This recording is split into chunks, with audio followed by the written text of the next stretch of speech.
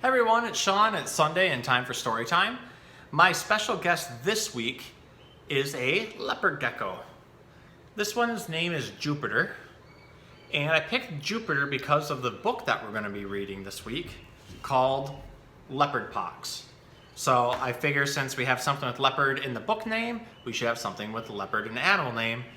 And I work at a pet store, I don't work in a zoo anymore, so I can't really actually bring a leopard out to read a story with. So I thought this would be a cool one though, because leopard geckos, I always call them the cat of the lizard world.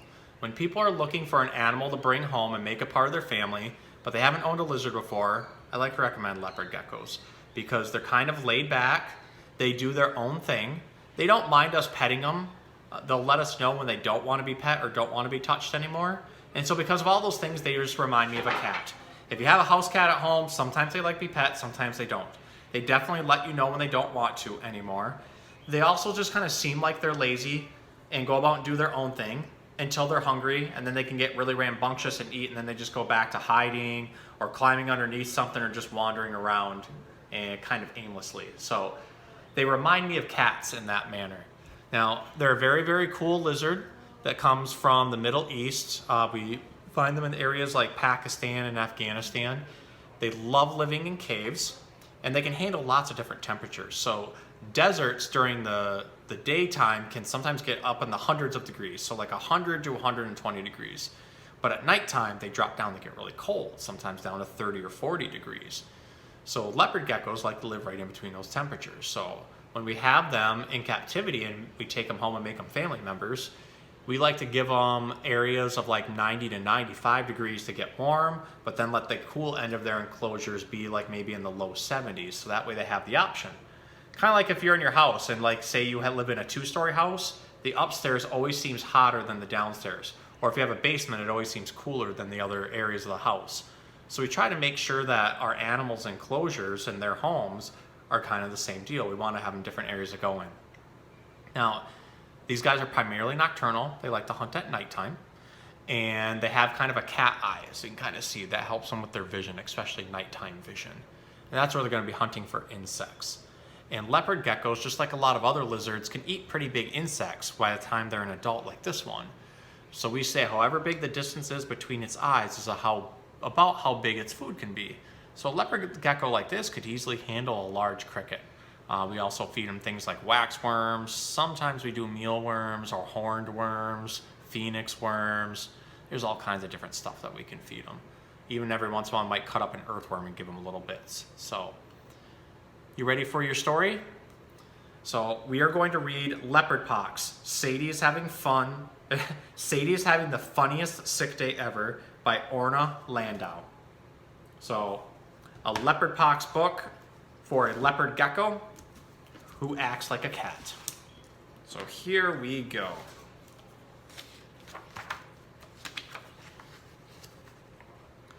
When Mama went into Sadie's room, Sadie said, "I can't go to kindergarten today. I think I'm sick." "Well, what's the matter?" "I don't know," said Sadie. "I just feel funny."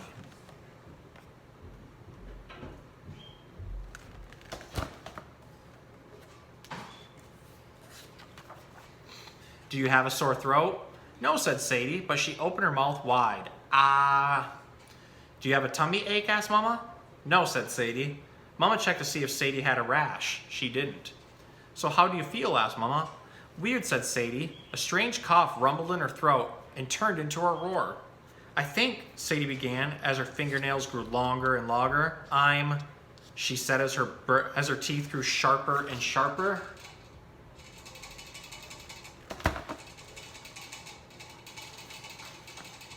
"A leopard!" cried Mama. Sadie had leopard pox.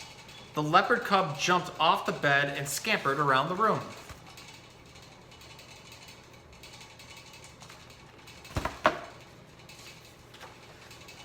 Mama told her 3 boys, Gordon, Jordan, and Bannister, that Sadie had leopard pox. "I don't know what to do," she said. "Why don't we take her to the doctor?" said Gordon. "Good idea," said Mama. So they took a long rope, tied it around the neck of the frolicking leopard. Then they went to the pediatrician's office.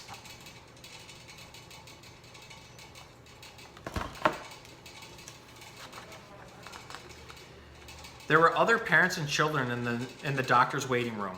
The leopard was ecstatic. She leaped onto the furniture, knocked the plants over, and tried to munch on the receptionist. The other parents complained. "Who brings a leopard to a pediatrician?" they shouted. Mama was insulted.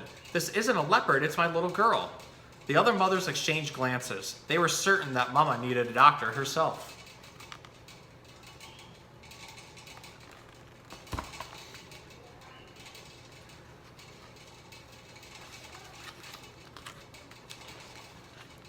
The pediatrician rushed out of his office. "You must take that leopard out of here immediately," he announced. "I'm a doctor for children, not for leopards." Mama, the three boys, and the leopard walked out. "Maybe we should take her to a veterinarian," said Jordan. "Good idea," said Mama. So they went to the animal clinic.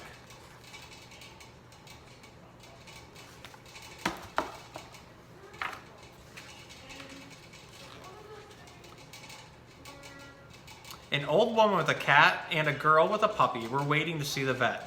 "Who raises a leopard in the middle of the city?" the old woman grumbled. "You're scaring my puppy," whined the girl, and she hid behind the bookcase.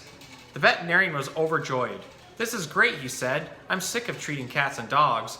I'm so bored even a mouse would make me happy, but I've never had a leopard in my office before. I'll examine her right away."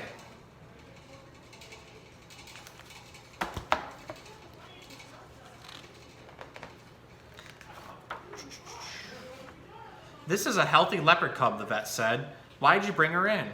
"Because this isn't a leopard cub," said Mama tearfully. "It's my daughter, who came down with a case of the Leopardpox." "Oh dear," said the veterinarian.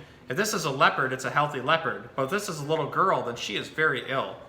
"I'm a leopard doctor, not a little girl doctor. Are you sure you don't want to keep her the way she is? There are lots of little girls, but this is a very cute and special leopard." "My daughter is also very cute and special," said Mama, "and I miss her." They left the animal clinic feeling sad. Only the little leopard seemed cheerful, pouncing and leaping. "I'm not sure what they will let her into kindergarten like this," said Mama. "Wait a minute," said Bannister. "We can take her to the zoo." "Good idea," said Mama, and they drove to the zoo.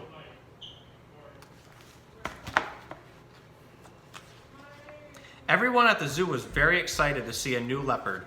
They quickly put her in a cage, but the little cub clung to the bars of the cage and started to wail.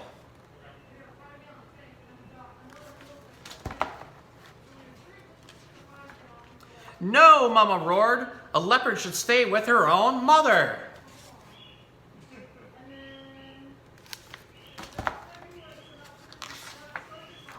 The leopards and the zookeepers were frightened. No one said a single word or roared a single roar when Mama opened the cage, picked up Sadie, took her to the car, and drove back home.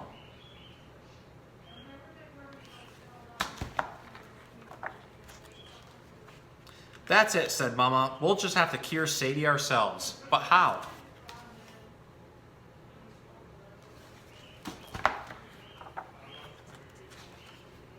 "How about cherry-flavored aspirin?" asked Gordon. "Or a shot in her bottom," suggested Jordan. "We could wrap her up in bandages," said Bannister. "No," Mama said. "We'll just be extra nice to her until the Leopardpox goes away by itself." Mama gave the leopard a big bowl of chicken soup, which she lapped right up. Then Mama turned on the TV. She stroked the little leopard's fur while they watched interesting programs on the Nature Channel.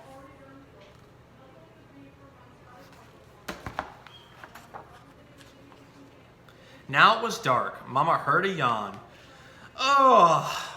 Were the leopard cub's teeth and claws a little less sharp? "Bedtime," Mama whispered. "Good night." "Good night," answered Sadie. She still had a few spots on her skin, but she was a little girl again. "My darling Sadie," Mama hugged her tight. "You're better." "Yes," whispered Sadie, "but I'm sleepy."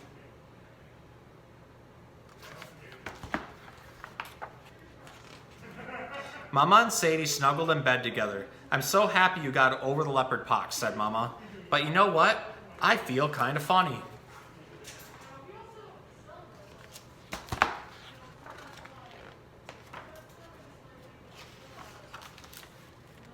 The end. I've never heard of Leopardpox before, but that seems like it'd be an interesting one to have. Way better than having the chickenpox, I think. And I'm pretty sure our leopard gecko friend, we lost our lights. Pretty sure our leopard gecko friend enjoyed it too. And now that the lights are off, you can actually get a better look at his eyes because he enjoys being out at nighttime since he's a nocturnal lizard. So say goodnight, Jupiter. Hope you guys have a good night.